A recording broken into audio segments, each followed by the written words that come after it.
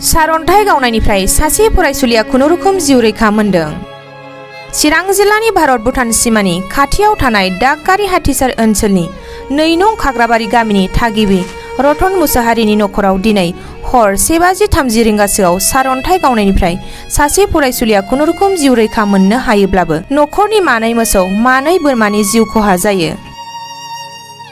बे दुखुथिया नखरा मोसौ आरो बोरमाखौ लानानै फिसाफोरखौ सोलोंथाइ होलांनायनि थांखि दंमोन। नाथाय हरखाबै मिथिंगायारि जाथायजों बेबायदि खहा जानायाव नखरनि आरो गामिनि सुबुंफ्रा दुखु मोननाय फोरमायदों। मोसौ बोरमा फिसिनानै गथ' गथायफोरनो सोलोंथाइ होबोनाय दुखुथिया नखरखौ बिटिसि सरकारनि मदद होगोननि मिजिं थिनाय फोरमायदों खहा जानांनाय नखरनि बिगोमा रतन मुसाहारिया।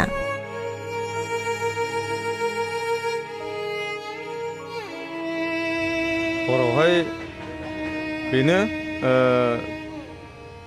अखा हानायलाय दा आंनावहाय बेबायदि जोमै बेरनानैहाय जोमै बेरफ्रुदों होननानै बुंजायो। कारेन्टफ्रा सर्ट जाजोबदों, बेरफ्रुजोबदों। बेनिफ्राय न' इन्जुर गावफ्लंदों, ओमफ्राय न'फ्रा इन्जुरा गब्लंजोबदों दाबथाम दाब्रै। बेनिफ्राय जोंनाव मोदोमाव एसे नांदों, ओमफ्राय फिसाजोनावहाय एसे बांसिन नांदों आरो ओरै खानाया खावसे खामस'दों खाफालावहाय।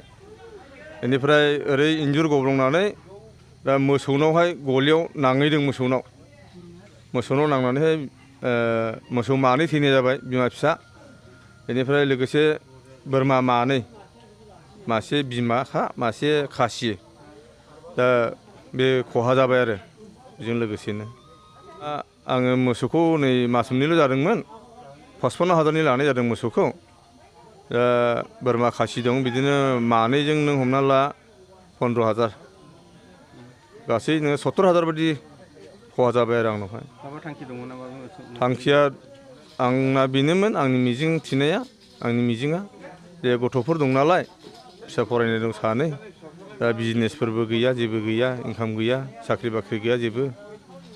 दा बे हिसाबै गाइखेर मोननायखौ आसा खालामनानै आङो बेबायदिनो बे मोसौखौ लानाय जादोंमोन आरो। ओमफ्राय दाथ' बेनो थैबाय। दा गथ' गथाय फोरोंनायाव एसे खस्थ' मोनसिगोन होननानै जों एसे दुखु मोनदों आरो न'खरनिफ्राय। खावलायनो गोसो जानाया बेनो, दिनै जोंनि बिटिआर सरकारनिफ्राय माबा मोनसे जे बेनि खहानि सायाव नायबिजिरनानैहाय बे खहाखौहाय अननानै बिटिआर सरकारा, जे जोंनि EM MLA दङ, गोबाङानो सिनायो, बिथांमोना बे खहाखौ नायनानैहाय आंनो एसे अनसुंथाइ होनानै आंनि गोसोखौ गोजोनहैला आं जोबोद मोजां मोनगौ आरो। आंनि मुङा रतन मुसाहारि, गामिया जाहैबाय 2 नं खाग्राबारि हाथिसार BCDC। ओमफ्राय गोबाङानो सिनायो आंखौ। आङो बे हाथिसार ओनसोलनिनो इउपिपिएल प्राइमारि भाइस प्रेसिडेन्ट हिसाबै गायसनजानाय, गोबाङानो सिनायगौ। दा बे हिसाबैनो आङो खावलायनाय थाबाय आरो।